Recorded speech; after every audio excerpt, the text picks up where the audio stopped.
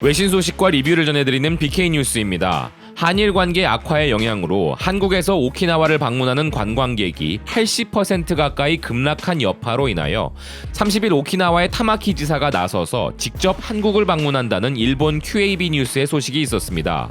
기사는 타마키 지사를 비롯한 업계 관계자들의 이번 한국 방문에 대해 9월 한국에서 오키나와를 찾은 관광객이 8,400명으로 42,200명이었던 작년에 비해 80% 감소했고 10월에도 항공노선 감편이 잇따라 발생하면서 크게 침체된 상황이기 때문에 그에 따른 오키나와 관광에 대한 대책으로 실시된 것이라고 설명하는데요.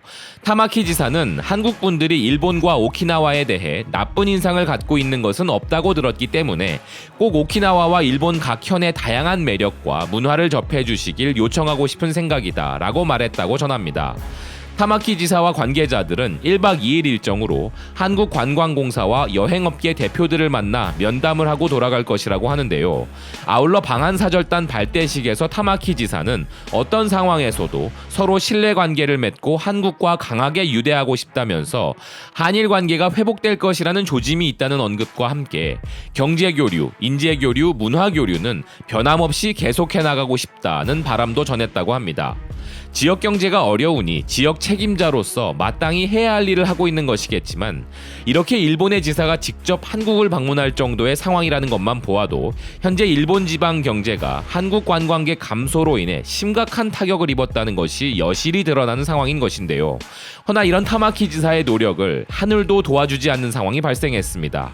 그것은 바로 국내에서도 속보로 크게 보도되었던 류쿠 왕국 시대의 슈리성 화재 소식인데요. 오키나와의 대표적인 관광지이자 유네스코 세계유산에 등재되어 있는 슈리성은 1945년 오키나와 전투 당시 미군의 공격으로 완전히 파괴되었다가 1992년부터 복원되기 시작했는데 이 유적에 또다시 큰 피해가 발생한 것입니다. 타마키 지사는 갑자기 이런 대형 화재 발생으로 인해 야심차게 준비했던 방한 홍보 활동 일정을 최소화하지 못하고 오키나와로 돌아가게 된 상황이며 한국에서 급히 일정을 앞당겨 귀국한 타마키 지사는 우선 현장을 먼저 확인해야 한다는 말을 남긴 채 공항에서 직접 화재 현장으로 향했다는 소식이 전해지고 있습니다. 어찌 보면 지역의 관광 경제 수습을 위하여 직접 발로 뛰는 타마키 지사의 노력을 하늘이 외면한 상황이 아닐까 하는데요. 화재가 일어난 시점이 지사와 관계자들의 방한 홍보 일정 중이었다는 것이 참 공교롭다는 생각이 듭니다. 워낙 큰 이슈이기 때문에 저희도 이 소식을 알고 있었으나 감사하게도 BK뉴스에 이와 관련한 소식을 직접 제보해주신 시청자분도 계셨는데요. 이렇게 BK뉴스와 직접 소통해주시는 많은 분들에게 이 자리를 빌어 진심으로 감사의 말씀을 전합니다.